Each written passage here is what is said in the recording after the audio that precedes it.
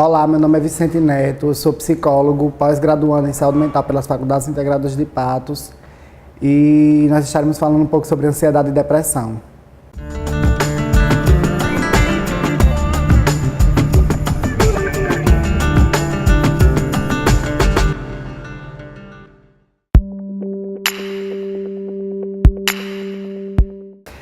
Ansiedade, diferente do que muitos acham, ela é inata ao ser humano e é um estado de humor negativo que apresenta aspectos físicos e psicológicos. Os aspectos físicos são apresentados através dos comportamentos e os psicológicos dependem de cada pessoa. É um fator relacionado à subjetividade do ser humano. Segundo o DSM-5, os sinais que caracterizam a ansiedade é a sudorese, que é o suor das mãos, pode ser suor nas mãos ou nos pés. Ataque cardíaco, que é o aumento do batimento cardíaco, assim também como a pressão sanguínea. O medo de morrer, o medo de não ser ajudado em alguma situação específica. Tremores, tontura, palidez, enjoos, náuseas e entre outros.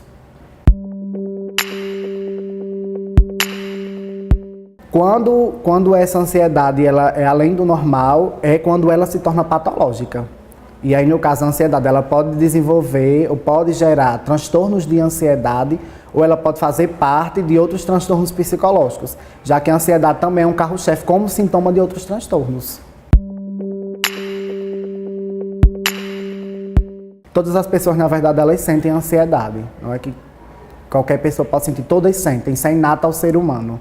Todo mundo sente ansiedade, inclusive é um mecanismo regulador. Nosso corpo produz ansiedade baseada ou influenciada por qualquer evento recorrente. É complicado falar de graus de ansiedade, porque a ansiedade também ela é subjetiva, principalmente no que diz respeito aos termos psicológicos. Em relação ao comportamento, não há como medir os graus de comportamento. Quando um comportamento ele é muito repetido, aí tem como supor que o grau é avançado, mas em termos psicológicos, em termos intrínsecos, isso é bastante complicado, porque depende de cada pessoa, depende da experiência pessoal de cada um, e a ansiedade, além de tudo, também é uma percepção, porque ela é influenciada pela forma de como nós percebemos as coisas, os eventos. Depende da localidade, essa questão de incidência de grau, essa incidência de ansiedade, depende do local. Alguns estudos mostram que em crianças, mulheres são mais afetadas, meninas são mais afetadas, a incidência é maior, no que diz respeito a termos epidemiológicos. Mas depende da localidade, porque estudos são feitos em locais diferentes e cada local é uma cultura, cada local é uma forma social diferente e tudo isso influencia na forma também como as pessoas vão perceber demais eventos e as experiências, e isso vai influenciar na forma de como a ansiedade vai atingir essas pessoas.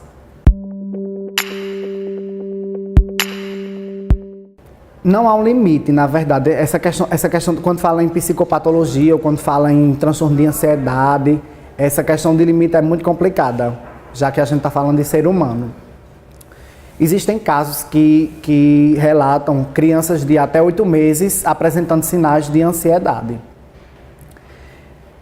Diferente do adulto, que precisa ter 6 dos 12 sintomas que o DSM-5 apresenta, a criança só precisa apresentar um sintoma que seja recorrente de 3 a 6 meses.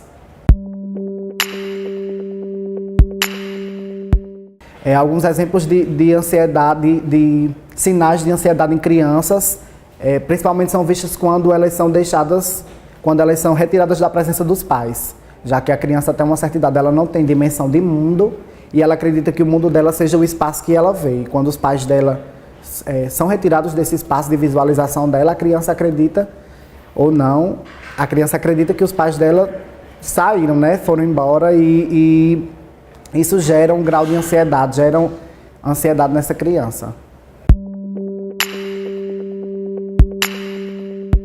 Existem 2 formas de controlar a ansiedade, no sentido de tratamento. No sentido de tratamento, existe o tratamento que é comumente conhecido, que é o tratamento farmacoterápico, que são os medicamentos ansiolíticos, tricíclicos, exemplo do clonazepam, diazepam, E existe o tratamento psicológico através da psicoterapia, que essa psicoterapia é feita exclusivamente por psicólogos e existem várias modalidades, que pode ser individual, pode ser em grupo. Esses são os tratamentos comumente utilizados e de maneira profissional.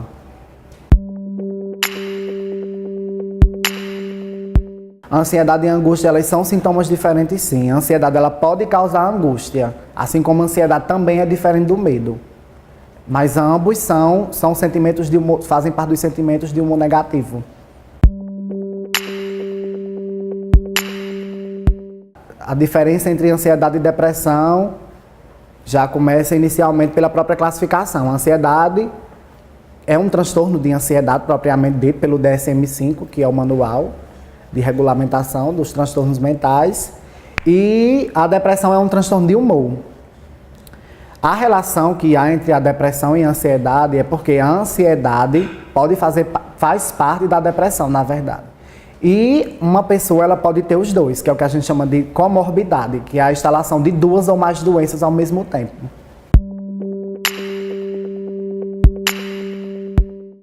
A depressão, no senso comum, ela é caracterizada por um estado de tristeza profunda. Quando a gente vai levar para os termos científicos, para os termos do próprio DSM, a depressão é um estado de humor que realmente é caracterizado por uma tristeza profunda, mas existem outros fatores, como a ansiedade exacerbada, a falta de interesse, muitas vezes os pensamentos suicidas, a ideação suicida, que é o desejo de morrer, já que a depressão ela também traz como características a perda do sentido, a perda do sentido da vida. E automaticamente reflete nessa ideação suicida.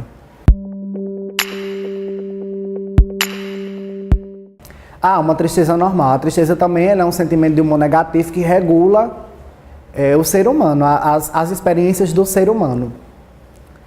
Quando essa tristeza ela passa de um determinado período, de 3 a 6 meses, o DSM indica que quando essa tristeza passa de 3 a 6 meses e ela é acompanhada de outros sinais e outros sintomas, ela pode ser caracterizada como um transtorno.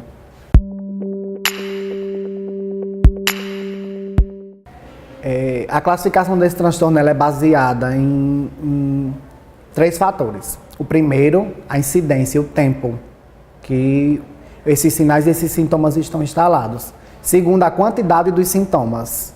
E em terceiro, o incômodo. Tudo aquilo que um dia é normal e passa a ser incômodo, isso pode ser considerado um transtorno. E da mesma forma são as doenças. A partir do momento que elas começam a interferir na vida, no nosso cotidiano, elas podem ser consideradas um transtorno, se enquadrarem nos outros fatores citados anteriormente.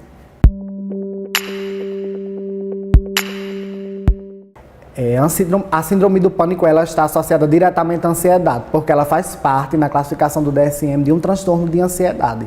Assim como o transtorno de ansiedade generalizada, a fobia social, a fobia específica, o TOC, que é o transtorno obsessivo compulsivo, e o TEPT, que é o transtorno de estresse pós-traumático. Todos esses transtornos eles são diretamente ligados à ansiedade. E a ansiedade, na verdade, é um sintoma chefe desses transtornos. A ansiedade é o sintoma, digamos que, principal desses transtornos.